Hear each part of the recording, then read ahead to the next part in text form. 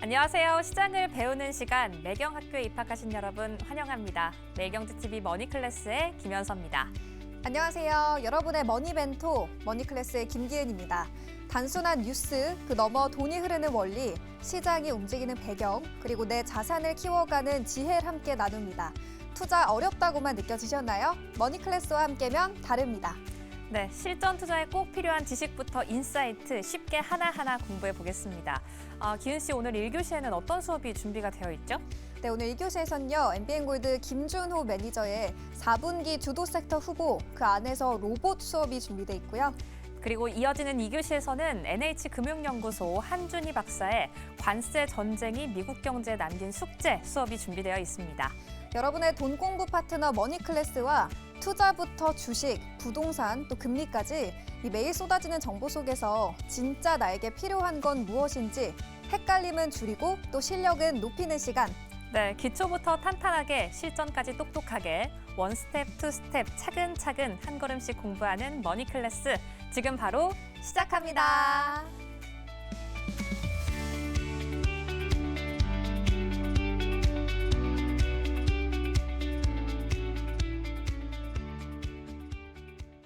네, 머니클래스 이제 바로 시작해 보겠습니다. 국내 증시 최근에 오락가락 횡보하는 모습을 보이고 있는데요. 이 변동성 장세의 철저한 리스크 관리로 여러분의 계좌를 든든하게 채워줄 선생님 모셔봤습니다.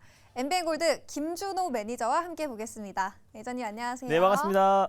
네, 시청자분들께 자기소개 한 말씀 먼저 부탁드릴게요. 정말 오랜만에 찾아뵙는 것 같은데요. 사실 제가 예전에 썬클래스에서 정말 많은 분들 또 찾아뵀었었는데 거의 한 수년 만인 것 같아요. 그래서 머니클래스로 이제 세 단장을 했다라고 해서 지금 이제 최근에 어떤 시장의 변동성도 확대되고 있고 그리고 이제 9월에 시장의 주도주가 뭔지에 대해서 꼭 말씀드리고 싶어서 오랜만에 이 자리에 한번 참석하게 됐습니다. 9월의 주도주 어디가 될지 너무 궁금한데요. 오늘 그래서 수업 주제 어느 쪽으로 가져오셨어요? 오늘 수입 주제는 사실상 이제 9월 달에 이제 시장 주도주가 될 수 있는 후보군들이 굉장히 많은데 이제 그 안에서 그래도 조건적으로 가장 지금 조건에 부합하는 섹터와 지금 종목으로 들고 와봤는데 오늘 제가 여러분들에게 소개해드릴 섹터는 바로 로봇 섹터를 준비를 해봤습니다. 사실 지난주죠. 그러니까 8월 넷째 주 후반부터 로봇주가 스멀스멀 올라오긴 했는데 최근에 여러 모멘텀이 겹치면서 확 급등하는 모습을 보이기도 했습니다. 뭐 노란봉투법 통과도 있고 정부의 육성 정책, 뭐 엔비디아, 제슨토로 여러 가지 모멘텀이 있는데 저희가 지금 로봇주를 봐야 하는 이유 어떤 게 있을지 한번 정리해 주시죠. 뭐 여러 가지 이유가 있는데요. 그 중에서 이제 로봇 섹터의 어떤 상승을 견인했던 첫 번째 이유는 아무래도 이제 노란봉투법 통과가 이제 가장 이제 핵심 트리거 역할을 하지 않았나라고 저 보고 있습니다. 뭐 그 전에는 일부 이제 기술력 있거나 아니면 이제 개별 모멘텀이 있는 종목들로 선별적인 상승 흐름이 나아졌었는데 이제 노란봉투법 통과를 하면서 본격적인 로봇 섹터의 투심이 회복되고 있는 모습이다라고 보시면 될 것 같아요. 그래서 첫 번째는 이제 노란봉투법의 최대 수혜. 그러니까 노란봉투법이 뭐냐? 그러니까 한마디로 하청이, 그러니까 예를 들어 현대차를 한번 예를 들어볼게요. 그래서 현대차가 이제 원청이라 보시면 될 것 같고 이제 현대차에는 많은 이제 하청업체와 또 벤더사를 두고 있는데 예를 들어 이제 화신, 아진산업, 또 서현이와 같은 하청업체들이 예전에는 이제 임금 문제나 근로시간 같은 문제들이 있으면은 이제 거기 서현이하의 사장이나 아니면 화신의 사장에 직접 이제 요청을 하거나 파업을 했었는데 이제는 바로 원청인 현대차에 직접적으로 근로시간과 임금에 대해서 이제 문제점을 제기하고 또 파업까지 할 수 있어서 오히려 이제 생산에 차질을 빚을 수 있다. 예를 들어서 또 파업을 한다고 했을 때 예전 같은 경우는 회사에서 또 이제 손해배상을 할 수 있었었는데 이제 손해배상을 이제 못하게 하는 법안 또 그래서 노란봉투법이 근로자의 어떤 권익 보호로는 좋지만 기업들 같은 경우는 생산 차질을 빚을 수 있고 여러 가지 어떤 법정 분쟁을 휘발릴 수 있기 때문에 실질적으로 이런 부분들은 기업엔 피해다. 다만 우리가 주식 투자자로서 기업에 투자를 하고 있는 거잖아요. 그래서 아무래도 제조업 또 그리고 인력 중심의 어떤 산업은 피해를 받을 수 있어서 이게 어떻게 보면 로봇 섹터에는 수혜를 받을 수가 있는 게 공장 자동화 또 물류 자동화로 전환된다고 했을 때는 결국 로봇 섹터의 어떤 자동화율이 또 속도가 빨라질 수밖에 없다라는 점에서 로봇 섹터가 투심이 좀 회복되고 있다라고 보시면 될 것 같습니다. 결국 노사 갈등이 심화되고 있고 인건비 부담의 파업 리스크까지 늘어나고 있는 시점이다 보니까 결국 대안이 로봇이 될 수 있다는 점에서 첫 번째 이유다라고 보시면 될 것 같습니다. 네, 또 다른 이유도 있을까요, 매니저님? 일단 또 다른 이유는 아무래도 지금 이제 AI 열풍이 지금 거의 한 수년째 이어지고 있는 그쵸. 시점이잖아요. 근데 그 AI의 어떤 기술 집약체가 결국 로봇이다. 결국 이제 AI의 어떤 많은 기술들과 또 그리고 이제 기술적인 부분들이 결국 로봇으로 직결될 가능성이 높고 오. 미국과 지금 중국이 이제 패권 전쟁이 좀 이어지고 있는 시점인데 네. 거기서 로봇 관련된 기술 경쟁, 특히 이제 중국 같은 경우는 뭐 로봇으로 올림픽도 열고 있고 또 로봇으로 마라톤 대회도 열고 맞아요. 있잖아요. 그래서 네. 중국 같은 경우는 가격 경쟁력과 규제 완화로 로봇에 대한 어떤 상당 부분 기술적 진보가 이뤄진 상태고 미국 같은 경우는 테슬라라든지 지금 엔비디아 이제 다양한 빅테크 기업들이 로봇 관련된 어떤 이제 양산 시기를 앞당기고 있는 시점이고 네. 다만 이제 국내 기업들 같은 경우도 마찬가지로 삼성 그리고 또 LG 그리고 또 SK 같은 대표 기업들도 앞다퉈서 지금 신성장 동력으로 로봇 관련된 투자를 확대하고 있는 상황이라서 AI의 가장 이제 집약체 결국 이제 기술 경쟁이 올해 하반기에 본격적으로 좀 진행된다라는 점에서도 두 번째 이유가 된다라고 좀 보시면 될 것 같습니다. 그러니까 이 노사 리스크를 줄일 수 있는 대안으로 주목을 받는 게 로봇이고 그러면서 네. 주가적으로도 영향을 주고 있는 상황인데 특히 이 안에서도 주목받는 게 휴머노이드 로봇이잖아요. 맞습니다. 뭐 테슬라부터 엔비디아 그리고 구글 여러 빅테크 기업들도 참여하고 있고 이 분야에서도 중국과 미국이 지금 치열하게 접전을 하고 있는 상황이죠. 네, 맞아요. 사실상 중국 같은 경우는 아까 말씀드린 대로 지금 네. 중국 내에 수많은 스타트업 기업들이 지금 로봇 관련된 특히 휴머노이드 양산을 올해 하반기부터 본격적으로 좀 시작이 되고 네. 일반 가정에 한 1,800만 원 수준의 휴머노 로봇을 공급을 한다라고 하니까 오. 이미 중국이 좀 가장 빠른 속도로 앞서 나가고 있고 기술력 같은 경우는 사실 이제 휴머노 로봇에서 테슬라의 옵티머스 로봇이 네. 가장 이제 진보된 기술력으로 올해 하반기까지 5,000대 정도를 생산을 한다라고 하니까 결국 지금 이제 미국과 중국이 이제 로봇 관련된 기술 경쟁이 심화되고 있는 시점이고 그래서 우리 국내 기업들도 지금 앞다퉈서 투자와 좀 정부의 어떤 육성 정책이 나와주고 있는 시점이라 보시면 좋을 것 같습니다. 네, 이 트럼프 대통령이 계속해서 강조를 하는 게 아무래도 미국에서 직접 만들어야 한다 이거다 보니까 이 맞습니다. 반도체부터 자동차까지 많은 이 국내 기업들이 미국의 현재 공장을 늘리고 있는 상황이죠. 네. 이 부분도 로봇주에 영향을 줄 수 있을까요? 맞습니다. 이게 세 번째 조건이 될 것 같아요. 네. 구도주가 될 수 있는 세 번째 조건인데 아무래도 지금 이제 결국에 이 관세 전쟁 그리고 관세 폭탄이 결국 미국 내에서 생산 시설을 늘린다. 결국 예전에는 사실 세 개의 공장이 중국이었잖아요. 이제 지금 그쵸. 미국으로 전환이 되면서 네. 결국 이제 뭐 LG나 SK나 삼성 또한 미국 내에 지금 투자가 확대되고 있는 시점이다 보니까 미국 내에서 생산하는 건 좋은데 그동안 인건비 문제 때문에 못했잖아요. 세계에서 인건비가 가장 비싼 국가가 이제 미국이다 보니까 미국 내에서 생산 효율을 끌어올리려면 결국 자동화율과 로봇이 대안이 될 수밖에 없다. 그래서 한마디로 미국에서 지금 이제 생산은 자동화 없이는 거의 불가능하다라고 보시면 될 것 같고 네. 그래서 이제 많은 기업들 특히 이제 먼저 나가 있는 메타플랜트 아메리카 현대차의 메타플랜트 아메리카 공장도 결국 자동화율이 지금 50%까지 끌어올렸다라고 해요. 그래서 결국 2030년까지는 70%, 2050년까지는 거의 100% 가까운 자동화율을 끌어올리고 있고 또 삼성전자도 2030년까지 반도체를 100% 무인화 공장으로 도입한다라고 했기 때문에 지금 이제 앞다퉈서 국내 대표 기업들 특히 제조업을 하고 있는 국내 대표 기업들이 자동화율과 물류 자동화 그리고 스마트 팩토리 전환을 하고 있는 과정이라 보시면 좋을 것 같습니다. 이 생산 시설에서도 로봇 관련된 투자가 계속해서 확대되고 있고 로봇의 필요성이 점차 커지고 있는 상황이란 점 네. 짚어주셨고요. 이외에도 또 로봇이 금리 인하 수혜주기도 하잖아요. 네. 그리고 뭐 저출생 고령화의 수혜주이기도 하다던데 또 다른 투자 포인트 또 뭐가 있을까요? 뭐 여러 가지 이유가 있습니다. 네. 최근에 이제 9월 달에 이제 FOMC에서 금리 인하에 대한 기대감이 그 어느 때보다 좀 그쵸. 높아지고 있는 시점이다 보니까 금리 인하의 최대 수혜가 뭐 바이오도 있지만 결국 이제 로봇도 가장 큰 수혜가 될 수밖에 없고 그리고 많은 이제 중견 테크 기업들도 결국 로봇 도입을 서두를 수밖에 없는 거기 때문에 네. 금리 인하가 됐을 때 로봇 섹터가 수혜를 받을 수밖에 없고 그리고 국내 이제 대표 기업들 뭐 삼성, LG 그리고 현대, SK 같은 기업들도 앞다퉈서 신성장 동력으로 로봇에 강력하게 투자하고 있고요.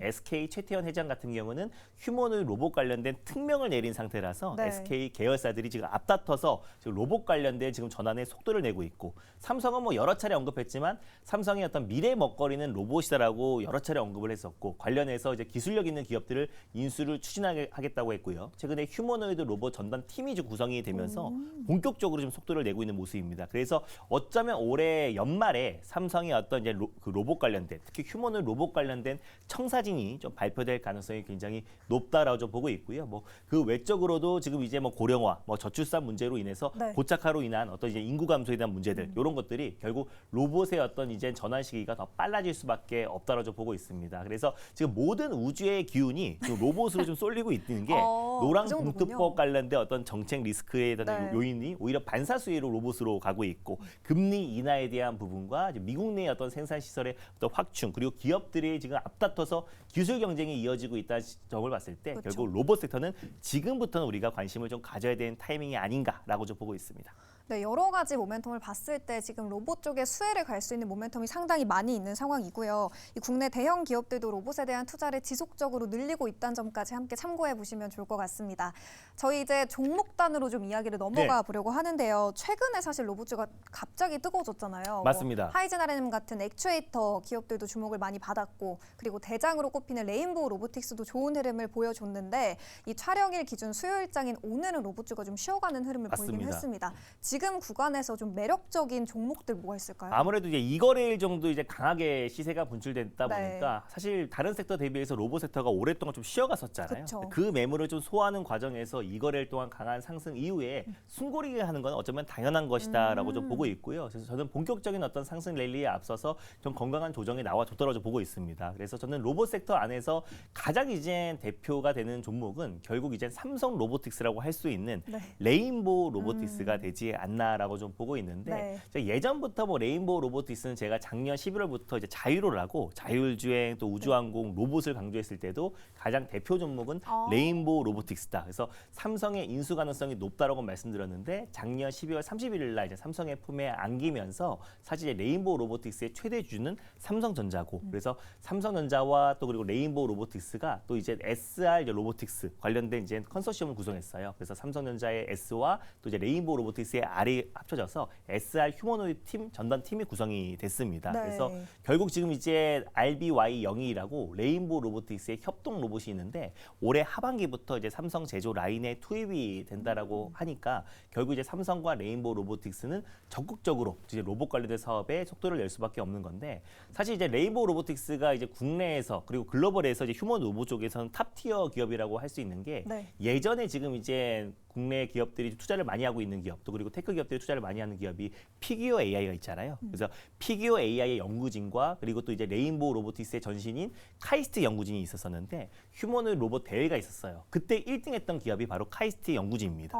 그 연구진들이 설립한 기업이 레인보우 로보틱스다 보니까 네. 그 기술력을 인정받아서 삼성전자의 품에 안긴 거고 결국 저는 어쩌면 빠르면 올해 연말 정도에 레인보우 로보틱스의 사명이 삼성 로보틱스로 좀 바뀔 가능성도 굉장히 높다라고 좀 보고 있어요. 그랬을 때 지금의 레인보우 로보틱스의 시가총액 자체가 지금 5조 원 정도 수준인데 네. 저는 그 사명이 삼성 로보틱스로 바뀌는 순간 시가총액이 최소 10조 이상은 올라갈 수밖에 없다. 왜냐면 삼성전자의 지금 대표하는 산업 중에서 시가총액이 10조 미만인 산업이 없기 때문에 삼성이 정말 이제 사직생의 각오로 결국에 신성장 동력으로 로봇의 강력한 추진을 하고 있는 상태다 보니까 네. 결국 저는 레인보우 로보틱스가 가장 큰 수혜로 부각될 수밖에 없다고 좀 보고 있습니다. 그래서 레인보우 로보틱스가 사실 작년 올해 2월 달에 고점을 찍고 나서 지금 네. 한 6개월 가까이게 좀 조정 흐름이 그쵸. 나와준 상태다 보니까 가격적인 매력은 전 충분하다라고 좀 보고 있고요. 그래서 국내에서 이제 휴머노 로봇을 선도할 수 있는 기업은 레인보우 로보틱스고 삼성이 기술력 있는 기업들을 추가적으로 지금 이제 뭐 인수합병 또 그리고 이제 M&A를 추진한다고 하더라도 결국 레인보우 로보틱스의 역량이 더욱더 강화되는 거기 때문에 우리가 지금부터는 레인보우 로보틱스를 로봇의 가장 중심축으로 좀 관심 있게 볼 필요가 있지 않을까 보고 있습니다. 제가 네. 차트를 보면서 네, 좋아요. 간단하게 설명을 드릴게요. 그래서 네. 레인보우 로보틱스 같은 경우는 사실 이제 그 전에 삼성전자가 레인보우 로보틱스의 콜옵션을 행사할 수 있다라고 했을 때도 이미 주가가 아주 큰 폭으로 시세가 분출됐었는데 삼성이 이제 품에 안기면서 그때 이후로 한 2배 가까운 상승이 추가적으로 나와줬어요. 그리고 나서 한 6개월 가까이 가격 조정과 기간 조정이 충분히 나와준 상태이다 보니까 최근 들어서 노란봉투법 통과와 또 그리고 이제 금리 인하에 대한 기대감이 맞물리면서 네. 로봇 섹터에 좀 수급이 집중됐다. 그래서 저는 최근에 어떤 낙폭 대비해서 이 절반 수준의 어떤 상승 흐름은 충분히 나올 수 있다고 좀 보고 있고요. 그리고 이제 삼성 로보틱스로 바뀌고 올해 연말 안에 삼성의 강력한 휴머노 로봇 관련된 로드맵이 제시된다고 했을 때는 저는 다시 한번 신고가 랠리가 나와줄 가능성이 높다. 그래서 지금 이 가격대는 마음 편안하게 접근할 수 있는 절호의 매수 찬스가 아닌가 보고 있습니다. 네, 국내 대표 휴머노이드 업체이기도 하죠. 레인보우 로보틱스를 첫 번째 탑픽 기업으로 네. 가져와 주셨고요. 삼성전자를 품에 안고 있고 그리고 현재 주가적인 측면도 가격적인 메리트가 충분히 있는 구간이다라고 설명을 해주셨습니다. 이제 두 번째 종목은 어딜지도 기대가 되는데요. 두 번째는 어느 쪽 봐야 될까요? 일단 뭐 두 번째는 네. 지금 뭐니 해도 이 탄력도 면에서 가장 대장주 역할을 하고 있고요. 탄력도요. 웬만한 로봇주들이 지금 한동안 쉬어가고 있는 타이밍에 나홀로 신고가 행진이 나와줬던 기업입니다. 네. 바로 로보티즈라는 기업을 오늘 좀 소개를 해드리고 싶은데 이 기업도 마찬가지로 좀 가격적으로 신고가 행진이 나와주다 보니까 좀 부담스럽다 해서 진입을 못 하시는 분들도 많은데 네. 결국 로봇 섹터가 움직이려면 레인보우 로보틱스와 로보티지가 가야 로봇 섹터의 투심이 회복된다, 확산된다라고 보시면 될 것 같습니다. 왜냐하면은 우리가 지금 정부 차원에서도 지금 이제 로봇 3대 강국을 도약하기 위한 육성 정책이 나와줬는데 아까 말씀드린 대로 중국은 이제 가격 경쟁력, 결국 저가 공세로 인해서 로봇의 시장을 좀 확대해 나가고 있고 그리고 이제 미국 같은 경우는 기술력으로 지금 선도하고 있는데 네. 우리나라가 지금 그 중에서 우리가 좀 들어갈 틈이 없어요. 그러다 보니까 우리는 이 부품과 설비 쪽으로 틈새 시장을 공략하게 되는 건데 그 틈새 시장을 공략하는 게 바로 액추에이터입니다. 네. 그래서 액추에이터가 이제 뭐냐면 로봇의 이제 근육과 관절 역할을 한다라고 보시면 될 것 같은데요. 그래서 결국에 그 액추에이터가 로봇 포트폴리오 전부 다 액추에이터가 안 들어가는 게 없어요. 그래서 웨어러블 로봇에도 액추에이터가 2개가 들어가고요. 그리고 실제로 지금 뭐 협동 로봇에서도 6개에서 7개, 그리고 또 휴머노이드 로봇 같은 경우는 12개에서 14개, 피지컬 AI 쪽으로 간다고 했을 때는 뭐 25개 이상이 들어가기 때문에 결국 액추에이터가 로봇을 만드는 원가의 최소 20%에서 많게는 50%가 들어가기 때문에 우리가 이젠 액추에이터에 집중할 수밖에 없는 거다. 예를 들어서 AI 시장에 지금 GPU, 그래픽 카드가 이제 가장 핵심 칩으로 부각되면서 네. 엔비디아가 지금 세계 시총 1등을 기록하고 있잖아요. 그렇죠. 그래서 마찬가지로 로봇 시장이 개화가 되면은 결국 액추에이터 시장도 개화될 수밖에 없는 거고 특히 액추에이터는 기술적 장벽이 높기 때문에 오히려 로보티즈 같이 로봇 매출이 그 액추에이터 매출이 큰 기업들이 가장 큰 수혜 기업으로 부각될 수 있다고 보고 있어요. 그래서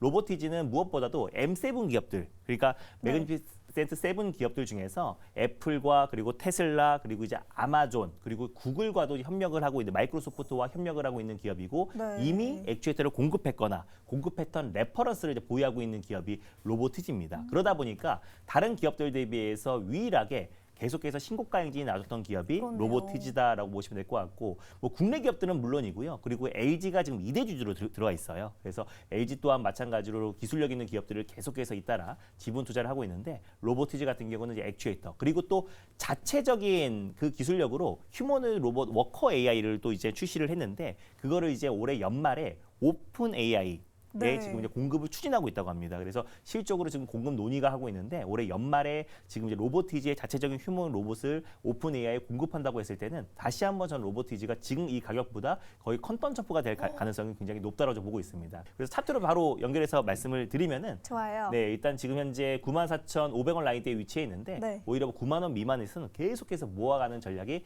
필요하다라고 좀 보고 있습니다. 로보티즈가 주가가 너무 많이 오른 건 아닌가라는 생각도 네. 했었는데 장기적으로 봤을 때 워낙 이 로봇이라는 모멘텀이 탄탄하기 때문에 지금 구간도 충분히 매수 가능하다. 9만 원 밑에서는 모아가 보자라는 전략을 맞습니다. 주셨습니다. 이렇게 해서 로보티즈까지 파헤쳐 봤고요. 저희 세 번째 탑픽도 준비가 돼 있습니다. 세 번째 기업은 어디예요? 네, 세 번째 탑픽은 네. 최근에 지금 한미 정상회담에서 지금 현대차 그룹이 원래 지금 미국 내 대미 투자가 계속 이어졌었는데 420억 달러를 4년 동안 투자를 한다고 했었잖아요. 맞아요. 근데 이번에 50억 달러를 추가로 투자를 한다라고 해서 4년 동안 거의 470억 달러. 그래서 사실 미국 내의 어떤 대미 투자가 확대된다고 하는데 이번에 투자하는 게 미국 현지에서 로봇 공장을 설립을 네. 한다고 합니다. 그래서 연간 3만 대 규모의 휴머노이드 로봇 아틀라스를 미국 현지 내에서 생산을 한다고 하는데 이미 지금 현대차 그룹은 보선 AMX를 인수를 하면서 스팟이라든지 아틀라스를 지금 메타플랜트 아메리카에 직접 좀 투입이 되고 있는 시점이다 보니까 올해 연말부터 이제 양산이 시작한다라고 해요. 그래서 네. 현대차 이제 본격적인 로봇 속도에 가장 큰 수혜를 받을 수 있는 기업. 바로 현대오토에버를 세 번째 탑픽 종목으로 들고 와봤습니다. 그래서 사실 현대오토에버 같은 경우는 현대차의 유일한 소프트웨어 기업이라고 보시면 좋을 것 같고, 그리고 현대차가 이제 모든 부분들을 지금 소프트웨어화한다라고 좀 밝혔는데, 결국에 지금 자동차뿐만 아니라 모바일 같은 경우도 우리가 가만히 있어도 업데이트가 되잖아요. 그래서 맞아요. OTA 서비스로 가만히 있어도 무선 업데이트가 되는데, 자동차 또한 마찬가지로 OTA 서비스로 무선 업데이트가 돼야 결국 완전 자율주행으로 갈 수밖에 없는 거라서, 지금 일단 현대차가 2028년까지 전 차종을 이제 SDV 전환, 소프트웨어 디파인드 비클로 전환을 하겠다라고 직접적으로 밝혔습니다. 그래서 그런 관점에서 그걸 선도하는 기업이 현대오토에버고, 현대차의 유일한 소프트웨어 상장사다라고 보시면 될 것 같아요. 그래서 현대오토에버 같은 경우는 앞으로 현대차의 좀 미래를 좀 책임지는, 또 그리고 견인하는 기업이라고 보시면 될 것 같은데, 네. 정의선 이제 그룹 회장도 매년 이제 신년사에서 현대차는 이제 제조업, 자동차를 이제 만드는 기업이 아니라 소프트웨어 기업이다라고 여러 차례 언급을 했기 때문에 네. 결국 이제 현대오토에버의 어떤 가치가 지금 현 시점에서 너무나 좀 저평가돼 있다라고 좀 보고 있고요. 거기에다가 현대차도 좀 자율주행 쪽에 좀 속도를 내고 있잖아요. 그래서 네. 자율주행에 들어가는 지금 이제 솔루션도 현대오토에버가 좀 공급을 하고 있고, 또 로봇 관련해서 보선 다이맥스의 어떤 유통과 AS를 담당하는 기업도 현대오토에버입니다. 그러니까 한마디로 현대차가 지금 추진하고 있는 스마트 팩토리의 어떤 대전환, 자동화율을 끌어올리고, 또 그리고 이제 로보틱스 관련된 사업도 모든 부분들이 현대오토에버가 관여를 하고 있기 때문에 앞으로 현대차 그룹의 어떤 성장과 그리고 상승을 현대오토에버가 견인할 가능성이 높다라고 좀 판단돼서 세 번째 탑픽 종목으로 좀 들고 와봤습니다. 네, 마지막 종목 현대오토에버였고요. 현대오토에버도 차트 한번 봐주실 수 있을까요? 네, 일단 뭐 현대오토에버 같은 경우도 최근 네. 들어서 약간의 저가 매수와 현대차가 이제 미국 내에 어떤 추가 투자를 감행한다라는 소식이 나와지면서 약간의 좀 반발 매수가 유입되는데, 현대오토에버 같은 경우도 충분한 저는 가격 조정과 기간 조정이 나와줬고, 그리고 현대차의 어떤 속도, 그리고 실제로 자동차 섹터야말로 이미 지금 이제 관세 영향에 선반영이 리스크가 이제 선반영되어 있는 부분이고, 특히 이제 현대차 쪽은 지금 이제 미국 내에서의 어떤 전기차와 하이브리드 판매량이 계속해서 지금 급진하고 있는 상태다 보니까 네. 앞으로 지금 현대차의 올해 2025년도 연말과 그리고 또 내년의 어떤 판매량이 기대가 된다고 보고 있습니다. 거기다가 자동화율도 빠르게 지금 전환되고 있는 시점이다 보니까 현대오토에버의 어떤 솔루션의 가치도 부각될 수밖에 없다고 보고 있습니다. 그래서 최소한 단기적으로 본다고 했을 때는 여기 직전 고점 부근대를 충분히 좀 돌파할 가능성이 좀 높다라고 좀 보고 있고요. 그리고 이제 현대오토에버 같은 경우도 레인보우 로보틱스와 좀 마찬가지로 좀 중장기적인 관점에서 본다고 했을 때는 지금 가격도 충분히 좀 매력적인 구간이다라고 좀 보고 있어요. 그래서 어차피 이제 금리 인하가 이제 본격적으로 진행된다고 했을 때는 사실 가장 또 민감하게 반응하는 게 또 자동차 업종이거든요. 네. 그래서 결국 금리 인하가 본격적으로 9월부터 시작이 된다고 했을 때는 현대차 그룹 차원의 어떤 저가 매수가 유입될 것이고, 그 안에서 현대차 그룹의 어떤 그 미래를 또 선도할 수 있는 현대오토에버가 본격적인 시세 분출이 되지 않을까. 그래서 로봇과 자율주행, 그리고 현대차의 SUV 전환에 있어서 가장 핵심 수혜주로 부각될 가능성이 높다고 보고 있습니다. 네, 현대오토에버 실적도 우상향하고 네. 있고 여전히 주가가 저평가돼 있다라는 진단과 함께 직전 고점도 충분히 돌파 가능하다라고 네. 진단해 주셨습니다. 오늘장 탑픽 세 기업이죠. 레인보우 로보틱스, 로보티즈 그리고 네. 현대오토에버까지 주목해 보시면 좋을 것 같고요. 메이저님이 트렌드 분석으로 급등주를 선취매하는 방법에 탁월하시다고 하더라고요. 어디로 가면 이 급등주 미리 선취매할 수 있는 방법 들어볼 수 있을까요? 뭐 선취매라고 하면은 말이 약간 좀 이제 어감이 조금 이제 무서우니까 선취매보다 그래요? 트렌드를 좀 선점한다, 네라고 네. 생각하시면 될 것 같아요. 그래서 제가 이제 매일 네이버 밴드를 통해서 그때 시장의 뉴스들, 그리고 또 주식 시장에서 가장 우리가 관심을 가져야 될 뉴스와 내용들을 정리를 계속 해드리고 있어요. 그래서 네이버 밴드에서 이제 김준호 매니저라고 검색을 하면은 네. 관련된 내용들 바로바로 좀 받아보실 수 있을 것이다라고 좀 보고 있고요. 그리고 제가 보통 월, 그리고 화, 목, 금 오후 4시에 엠베골드 사이트와 그리고 또 이제 너튜브를 통해서 네. 시장 전략 방송을 그러니까 매주 4일씩 계속 진행을 하고 있습니다. 수요일만 그래서 빼고요? 맞습니다. 수요일만 하루 쉬고 월, 화, 목, 금 진행하고 있으니까 그 영상만 보셔도 시장 트렌드와 그리고 시장의 전략들 그대로 참고하실 수 있으니까 네, 월, 화, 목, 금 놓치지 마시고 4시에 많이 참여하셨으면 좋겠습니다. 네, 시장이 워낙 계속해서 빠르게 변하다 보니까 트렌드 놓치시는 분들 많이 있었을 것 같은데요. 김준호 매니저님은 월, 화, 목, 금 일주일에 4일 동안 무료 방송 그리고 네이버 밴드에서 이 트렌드 우리가 꼭 따라잡아봐야 될 이슈들을 정리해 주신다고 합니다. 많은 참여 부탁드리겠고요. 그럼 오늘 함께해 주신 김준호 선생님은 여기서 보내드리도록 하겠습니다. 오늘 말씀 고맙습니다. 네, 감사합니다.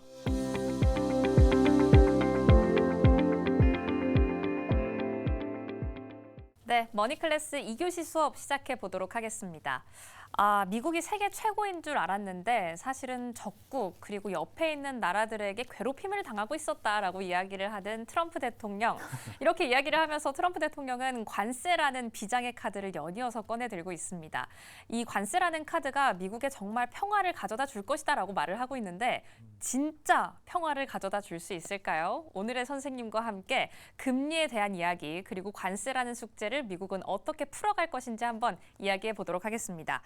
오늘은 NH금융연구소 한준희 박사와 함께합니다. 선생님 어서 오세요. 안녕하세요. 네, 반갑습니다. 시청자 여러분께 자기소개 간단하게 한번 부탁드립니다. 안녕하십니까? 지금 NH금융연구소에서 지금 거시 전망팀에 근무를 하고 있는 한준희이고요. 네. 그리고 저는 외국에서도 공부 오래 했었고 그리고 한국에 와서 박사 한국에서 받았고요. 하고 이제 중국도 다녀왔고 지금 농협 NH금융연구소에서 네. 전망을 하기 위해서 최선을 다하고 있습니다. 네. 제가 듣기로는 경희대학교에서 학생들을 가르치시다가 연구소로 가셨다고 들었어요. 네. 어떤 부분을 좀 연구를 하고 계세요? 지금 그러니까 제가 연구 부분은 지금 사실 한국 같은 경우에 경제 성장을 되게 쉽게 커다란 어려움 없이 네. 물론 들으시는 분들은 뭔가 되게 어렵던 거 아니야? 하실지 모르겠지만 네. 실제로 커다란 그런 거 없이 IMF 잠깐 휘청했지만요. 쭉 네. 올라간 거라 이런 식으로 이게 이런 게 가능하냐 앞으로도 계속 지속적으로 이런 걸 이제 경제 성장론의 관점에서 네. 봐서 앞으로 한국이 어떤 식으로 해야 되고 그런 걸 연구하고 있습니다. 거시적으로 좀 잘 가주려면 네. 어떻게 해야 하느냐. 네. 네. 그러다 보니까 경제 전망도 어. 사실 그런 거죠. 그렇죠. 전체적으로 어떻게 나아갈 것이냐가 전망이니까요. 그러다 보니까 미국이나 이런 다른 국가들도 상당히 저희 입장에서 볼 수밖에 없거든요. 한국이 그쵸. 혼자 잘한 게 아니라 네. 잘 아시겠지만 한국이 뭐 석유나는 국가도 아니고 노동력이 많은 것도 아니고 네. 시장도 작고요. 가진 건 인력인데 인력과 이 상황에서 할 수 있는 최적의 전략을 구사할 수밖에 없다. 그 속에서 항상 잘해왔거든요. 네. 그러다 보니까 남들이 어떻게 하는지를 잘 봐야 되기 때문에 미국도 관심 있게 봐야죠. 중요한 수출국 아니겠습니까? 결국에는 거시적으로 모든 걸 다 연구를 하고 계십니다. 네, 맞습니다. 그러면 오늘 수업에서는 어떤 이야기를 좀 풀어주실지 간단하게 한번 설명해 주실 수 일단 있을까요? 많은 분들이 궁금한 게 이겁니다. 관세 엄청 지금 때리고 있는데 네. 미국 재정 적자를 감당할 수 있냐? 크기가 어떻게 되냐? 물론 이제 들리는 이제 이런 뉴스들에서는 네. 힘들다. 하지만 이제 실제로 얼만큼 되는지 말씀드리고 그리고 실제로 미국 지출에 대해서 네. 조금 이제 구조적으로 좀 문제가 있긴 합니다. 그거를 말씀드리면서 또 네. 이게 관세가 그러면서 여러 가지 미국 경제에 숙제를 준 게 있습니다. 그거에 대해서 좀 말씀드리면서 그거를 말씀드리려고 있습니다. 네, 그래서 저희 오늘 수업의 주제, 오늘 수업의 제목이 이렇습니다. 미국 경제에 남긴 숙제 함께 풀어보도록 할 텐데요. 그럼 첫 질문으로 한번 재정 적자에 대해서 이야기를 해주셔서 네. 그 부분부터 해결을 하고 가볼게요. 저희가 뭐 규모를 정확하게 알고 있다 이런 이야기보다는 미국의 재정 적자가 크다, 미국의 부채가 있다라는 이야기는 사실 계속돼서 왔잖아요. 네. 그리고 트럼프 대통령은 관세와 감세로 그걸 해결을 하겠다라고 네. 이야기를 하고 있는 건데 지금 현 시점에 미국의 재정 건전성을 평가해 보신다면 어떻게 보고 계신지 궁금해요. 사실 부채라고 하는 게 네. 되게 어려운 부분이긴 합니다. 왜냐하면 어떤 분들은 부채가 미국 같은 경우에 네. 부채가 많으면 뭐 미국은 믿을만 하니까 큰 문제 아니냐 이렇게 하는 분들도 계시고요. 네. 일단 수치로 확인하시면 보시면 아시겠지만 네. 쭉 올라오고 있거든요. 쭉. 오. 그리고 이게 지금 약 90 거의 100%인데요. 네. 거의 GDP의 거의 100% 거의 97%입니다. 오. 근데 이게 10년 뒤에는 네. 120%까지 올라간다. 오. 이 크기가 어느 정도냐면 한국 같은 경우는 지금 46%인데 네. 46%도 건전성 문제다. 이런 상황이지 않습니까? 네, 네. 근데 지금 미국 같은 경우는 상당히 가파르게 올라가고 있는 추세라 거기에 또 주목해서 볼 게 네. 50년 과거 50년 평균을 내면 네. 이것도 약 50%가 됩니다. 그러니까 보시면 우리가 뉴스에서 많이 보는 거 한국 이번에 곧 50% 된다. 네. 부채 이런 말 들을 때 아이고 이거 연금 못 받는 거 아니야? 큰일 걱정들이 났다. 많은데 네. 이미 미국은 과거 50년 평균이 50입니다. 물론 이 최근에 올라온 것도 있긴 하지만 네. 그러다 보니까 이러면 문제는 거 아니야? 라고 네. 생각이 많이 하는 거죠. 그리고 또 이게 지금 그러니까 지금 이 숫자가 중요한 것보다는 앞으로 더 쌓일 거냐, 안 쌓일 거냐가 더 중요한데 네. 구조상 조금 이따 말씀드리겠지만 네. 구조상 안 쌓일 수 없는 구조라 지금도 보시면 이게 지금 GDP 6.6%인데요. 네. 50년 평균으로 하면 약 3% 정도 됩니다. 그러니까 계속 오르고 있고 이게 한국 같은 경우 비교해 보면 오히려 한국은 미국과 비교하면 재정 수지 자체가 네. 나쁘진 않은 편이다. 아, 그럼에도 부채로 불구하고 따지면. 네. 우리가 그렇다고 해서 제가 한국 부채 문제 없는 건 아닙니다. 네. 왜냐하면 상승 속도가 좀 가파르기 때문에 주의할 부분이 있는데요. 그래도 일단은 미국은 더 심한데 이거에 대해서 조금 보는 시간을 가지도록 하겠습니다. 아, 네. 일단 부채 자체는 정말 심각한 상황입니다. 우리나라는 40이라는 수치를 한번 따져본다면 100, 앞으로는 120도 넘어갈 수 있다라는 이야기가 나오고 있으니까요. 네. 그리고 앞서 처음에 오프닝 때 언급을 해주셨던 것처럼 관세라는 카드가 사실은 이런 것들을 좀 해결하기 위해서 나온 거잖아요. 네, 맞습니다. 네. 그래서 이제 두 번째 질문으로 여쭤보고 싶은 게 네. 관세 인상으로 세수가 늘고 있다. 그러니까 세금으로 받아들이는 수입이 늘고 있다라고는 하는데 네. 실제로 어느 정도 증가를 했는지 궁금해요. 이게 그림을 보시면은 네. 관세 네. 관련 그림 한번 네, 넘어가 볼까요? 네. 이게 사실 관세가 네. 트럼프가 지금 이기잖아요. 네. 1기 때도 한 적이 있습니다. 어. 그때도 오르긴 했는데 일단 가장 최근 말씀을 드리면 네. 작년에 관세가 770억이었습니다. 770억 달러요. 네. 근데 이번에 보시면 아시겠지만 평균이 작년에 64억이었는데 월당 네. 지금 4월 2일 우리가 많이 들어봤던 리버레이션 데이 네, 이름은 참 그날. 잘 지은 것 같아요. 네. 그날 이후로 관세를 했는데 그때부터 4월 초였죠. 쭉 올라가고 있습니다. 그래서 이거를 7월까지 나온 수치, 8월은 아직 안 나왔기 때문에 네. 평균을 내리면 지금 이 평균에 내린 했을 때 1년에 벌어들일 게 약 0.2조 원이 0.28조 원이 되는데요. 전에는 0.07조였습니다. 네. 근데 0.28조 원이면 사실 늘어났는데요? 거의 3.5배가 는 거죠. 네. 그래서 야 이거 이렇게 늘면 좋은 거 아니야? 라고 사람들이 많이 했었고 네. 그래서 약간 미국에서도 역시 트럼프 대통령 이렇게 우리 정부의 부채를 해결해 주기 위해서 이런 걸 해결하는구나. 하신다. 네. 이런 말도 있고 한데 근데 이게 이렇게 말해야 될 것 같아요. 저희가 이제 저희 수입원은 많은데 네. 그 수입원 중에서 뭐 부모님한테 받은 용돈이 있을 수 있겠고요. 아니면 뭐 와이프한테 받을 수 있겠고 용돈 뭔가 받는 게 있을 수 있는데 남편한테 받을 수 있겠고요. 그 용돈이 3.5배 늘었다고 생각하시면 될 정도로 많이 는 건 하지만 네. 그 부분은 조금 이제 한 번 더 실제로 얼마나 그러니까 정부의 총 수입을 한번 보고 얘기하는 게 좋을 것 같습니다. 그러면 정리를 해보자면 관세 자체 금액은 늘긴 했습니다. 네. 3.5배 정도 늘긴 했는데 이게 전체 수입원 중에 차지하는 비중이 얼마나 될 것이냐 네. 이걸 봐야 된다는 네, 말씀이시죠? 맞습니다. 네, 네. 그럼 어느 정도 되나요? 이게 보시면 거의 좀 미미한 정도일까요? 거의 미미한 걸 넘어서서 이게 2%가 채 안 됩니다. 정말요? 네, 보시면 2024년 네. 수입인데요. 크게 여기서 변경되지 거의 크게 왔다 갔지는 않습니다. 저게 소득세 같은 경우가 50% 이상을 차지하고 있고요. 그리고 아마 저 빨간색 글씨 찾기 조금 힘들 수 있습니다. 너무 작기 때문에 관세가 77. 저게 단위가 10억이기 때문에 770인데요. 네. 총 정부 수입이 네. 4.9조인데 0.07이긴 합니다. 미미하네요. 제가 그래서 용돈 말씀드린 게 네. 제가 집을 사야 되는데 부모님한테 용돈 10만 원 받는 게 35만 원 큰 돈이죠. 네. 무시할 수 없습니다. 그렇죠. 근데 집은 못 사죠. 그렇죠. 그러니까 이게 좀 그런 문제가 있어서 일단은 많이 늘긴 했지만 네. 주머니 좀 두둑해졌지만 이걸로 정말 중요한 부채나 이런 재무 건전성을 좀 얘기하기에는 조금 힘든 부분이 있긴 합니다. 네, 그러면 우리가 받는 용돈으로는 집을 살 수 없듯이 나가는 돈 대비 그리고 가지고 있는 주 수입원 대비해서는 네. 관세는 약간 미미한 정도의 수입이다. 이렇게 정리를 해볼 수가 있겠는데 그럼 대체 미국 정부는 어디에다가 돈을 그렇게 많이 쓰고 있는 거예요? 네, 이게 미국 정부에 대한 지출을 이해하려면 네. 이거를 아셔야 됩니다. 보시면 오. 미국 정부의 지출은 크게 세 가지가 있습니다. 네. 의무 지출이 있고요. 네, 의무 이거는 지출. 무조건 법적으로 써야 되는 돈입니다. 그러니까 무조건. 네, 어떤 게 있냐면 사회 보장, 연금 같은 게 있고요. 연금 우리나라도 문제 많죠. 네. 미국은 더 심합니다. 아. 연금이 있고요. 네. 그렇다고 우리나라가 문제 없다는 건 아닙니다. 단반 네. 해야죠. 혹시나 이제 제가 연금 있고요. 네. 그리고 포함된 게 메디케어라고 하는 고령자한테 대한 의료 서비스가 있습니다. 네. 그리고 또 이제 또 다른 메디케어 비슷한 게 있는데 그거는 저소득층한테 가는. 고령자와 네, 저소득층. 네.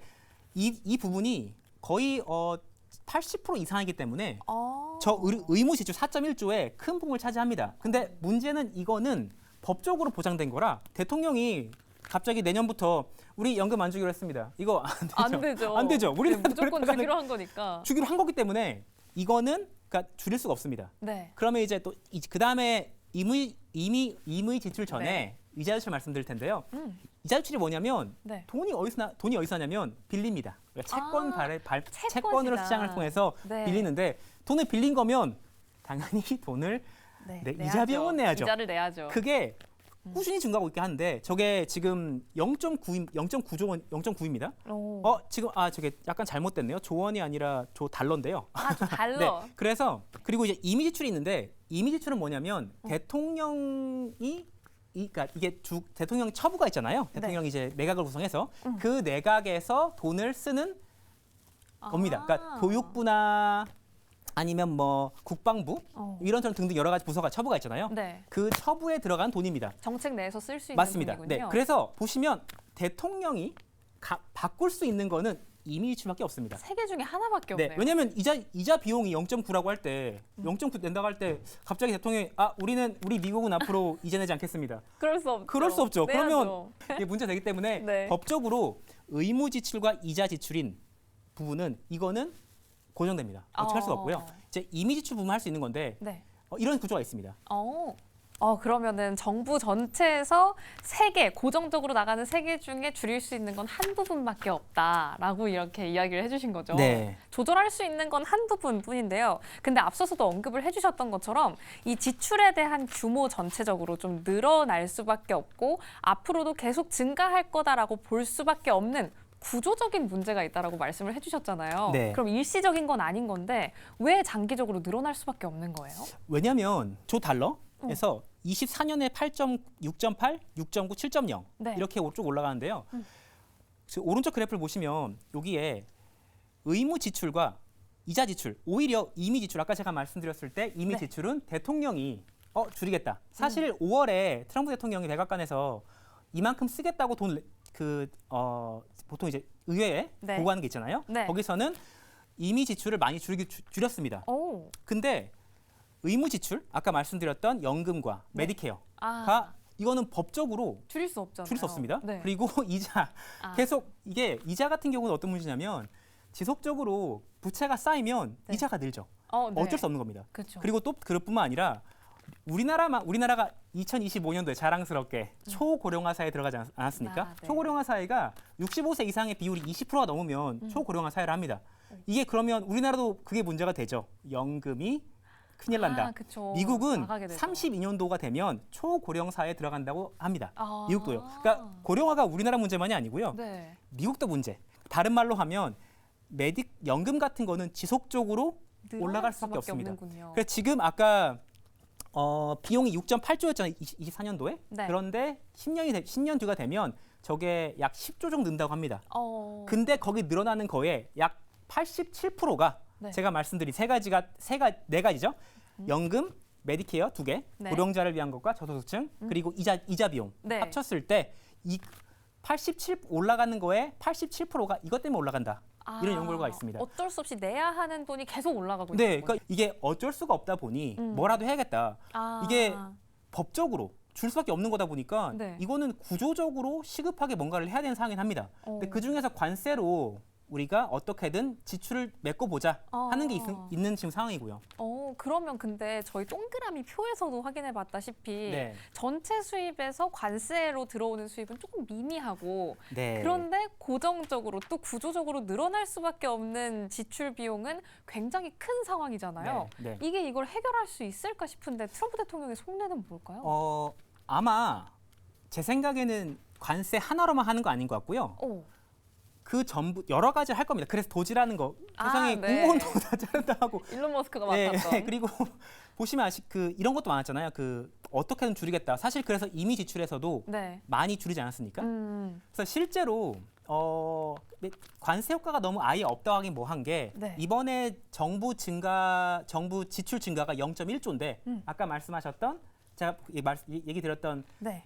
관세로 인한 수익이 0.28조이기 때문에 정부 지출 증가 분만큼은 해결은 됐다. 하지만 그렇다고 해서 적자가 지금 0.9조인데 네. 그거에 비해서는 13%밖에 안 되거든요. 아. 그러니까 지금 관세만 할 건 아니고요. 되게 여러 가지를 할 겁니다. 네. 여러 가지 할 건데 그중 하나 관세고. 근데 관세는 이제 문제가 된 게 네. 관세는 돈을 좀 벌었지만 어느 정도 메꾸려고 했지만 네. 적자의 13% 했지만 그거 외에도 많은 숙제를 줬다. 그게 지금 문제인 거고요. 네. 그리고 또 어떤 문제가 있냐면 보시겠지만 이게 수입이 네. 미국 관세가 너무 높으면 수입 자체가 줄 수가 있습니다. 오. 그래서 이번에도 리버레이션 데이 이후에 저게 상당 부분 깎인 부분이 있거든요. 그러니까 관세가 너무 비싸다 보니 네. 이거는 수입이 줄면 관세도 줄겠죠. 어. 그리고 또 어떤 문제가 있냐면 트럼프가 그러니까 우리가 기억할 겁니다. 저도 좀 흥미있게 봤는데요. 4월 작년이었죠. 백악관에서 무슨 말했냐면 네. 관세를 하면 금년 초네요. 관세를 하면 이거는 수출을 하는 국가가 부담할 거다. 네. 근데 이게 물론 이제 그렇게 오해하시는 분들 간혹 계시던데요.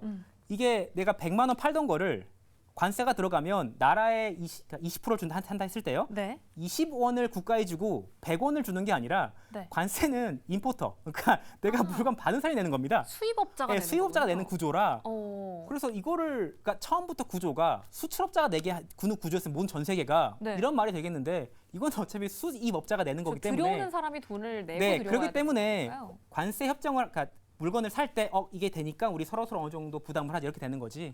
오히려 반대하는 게 좀 그런 부분도 있습니다. 살짝 어폐가 있네요. 그렇다면 그대로 이해를 하기에는. 네, 그래서 실제로 관세 부분은 수입업자가 내기 때문에 제가 아까 말씀드린 트럼프 1기 때 네. 실제로 그때 중국에 뭐 200% 200%막 그때 했을 때 네. 그때도 관세 수입 많이 늘었었거든요. 근데 그때는 대부분의 물가가 소비자한테 전가됐었습니다. 그래서 이번에 조금 다른 양상을 보긴 하는데요. 이 관세라는 게 사실 미국의 재정 정책 안에서 저희가 좀 크게 이야기를 나눴는데 네. 좀 세세하게 들어가 보면 결국에는 기업들에게 말씀해 주신 것처럼 수입업자들에게 좀 피해가 오고 그렇다면 그 피해가 고스란히 소비자한테 좀 전가가 되기 마련이잖아요. 네. 일기 때도 그랬고. 네. 그렇기 때문에 관세가 어떤 영향을 주느냐를 봐야 한다라고 했을 때 PPI, CPI, PC 이런 물가 지표들을 네, 좀 네, 봐야 네, 그쵸? 한다라는 이야기를 좀 많이 합니다. 네, 네. 그래서 저희 최근에 나온 지표들을 한번 해석해봐야 한다라고 할 때 CPI는 좀 안정적인 반면에 얘를 좀 선행한다라고 하는 PPI는 상승을 했거든요. 네. 이 지표를 어떻게 풀어봐야 하는지를 설명해 주시면 좋을 것 네, 같아요. 이게 일단 CPI 같은 경우는 사실 많은 사람들이 놀랐을 겁니다. 네. 왜냐하면 오를 줄 알았는데. 사실 2.7인데요. 네. 저게 10년 평균 증감률 봤을 때 네. 2.9거든요. 오, 그러면 사실 1.7이면 괜찮은데요? 별로 안 올랐네? 네. 근데 물론 이제 함정은 코로나 때 엄청 큰 게 올라간 게 있기 때문에 왔다 갔군요. 올린 게 있긴 하지만요. 네. 그래도 그 작년 평균 2.9긴 합니다. 그러니까 이게 뭐냐면 이건 트럼프의 정책에 대한 건데요. 네. 일기 때 바로 이렇게 얼마나 특히 트럼프 대통령 우리가 여론전에 능하다 이런 걸 많이 듣지 않았습니까? 맞아요. 근데 팩트로 물가 전부 가는 거 아니냐, 네. 소비자한테 가는 거 아니냐 그 말을 듣기 싫었을 겁니다. 그래서 이런 뉴스 많았을 거예요. 약 판매업자들한테 네. 가격 올리면 올려라. 아마 군대를 동원해서까지 이제 맞아요. 못하게 하지 않았을까. 올려라. 이제 네. 그러다 보니까 기업들이 가격을 올릴 때 부담스러웠을 겁니다. 네. 알아서 안 올리게 되는 카메라거든요. 거군요. 네. 그리고 이제 부담스럽기 때문에 누구 한 명이 올려주면 다 같이 오르겠죠. 근데 이제 그럴 거라고 보고는 있고요. 네. 그리고 근데 이제 PPI가 조금 보여지는 게 네. 그러니까 CPI랑 그러니까 생산자 물가지수는 뭐라고 생각하면 되냐면 도매가입니다. 도매가. 도매가. 우리가 도매 시장에서 사는 것들이요. 네. 그리고 도매 시장에서 파는 가격이 네. 물론 이제 소매업자, 리테일러 소매 파는 분들은 그게 생산자 가격이 되겠죠. 그리고 이제 그게 이번에 상당히 많이 뛰었는데 0.9포인트 뛰었는데요. 네. 이러면은 당연히 도매가가 올라갔으면 소매가로 전이될 수 있겠다. 그러니까 이게 거시적 지표상에서 봤을 때도 어느 정도 올라가는 게 있고요. 근데 그러면 이건 있습니다. 아까 제가 말씀드린 대로 그럼 네. 기업이 부당한다고 하는데 기업이 부당한다는 거에 근거가 있냐? 네. 라는 말도 그런 질문이 나올 수 있는데요. 그렇기 때문에 그 다음 표를 보시면 네, 그 다음으로 한번 넘어가 볼까요? 기업이 부담한다라고 하는데 그걸 좀 어떻게 볼 수 있는지, 또 기업이 어떤 영향을 받고 있는지 설명해 네. 주신다고요. 일단 기업이 우리가 아까 그 수출을 봤을 때 네. 오히려 트럼프가 관세를 이때 때린다고 이미 관세를 하겠다고 언급은 했었잖아요. 네. 그래서 저번 분기에 수입이 확 늘긴 했습니다. 아, 미리 좀 땡겨서 그렇죠. 사놓는 이거를 거죠? 프론트 로딩이라고 하는데요. 네. 미리 땡겨서 뭐 하는 거냐면 재고로 쌓아놓고 일단 싼 값 그때는 관세가 없으니 네. 임포터가 내는 그러니까 수입업자가 내는 세금은 적었지 않겠습니까? 네. 그래서 그거를 가지고 있다가 아, 마켓 시장에 푸는 거죠. 사재기 해놓고 살살 푸는 아, 거죠. 그렇죠. 사재기가 뭐 이거는 어떻게 보면 좋은 사재기죠. 네. 나쁜 사재가 아니라 경제에 도움이 되는 물가 가격이 안 올 테니까 네. 하는 거였는데 그러면 이제 그 또 실제로 수입을 해서 물건을 파는 네. 기업들 보면 타겟, 월마트, 타이슨 푸드 이 세 개를 준비했는데요. 더 많은 리테일러들이 있지만 네. 지금 시점에서 2분기 나온 건 이 세 개가 주가 돼서 말씀드리는 건데 네. 그러니까 프론트 로딩 아까 말씀드린 미리 사재기를 하겠습니다. 네. 사재기를 해서 팔 때 재고가 동나면 어떻게 해야 되죠?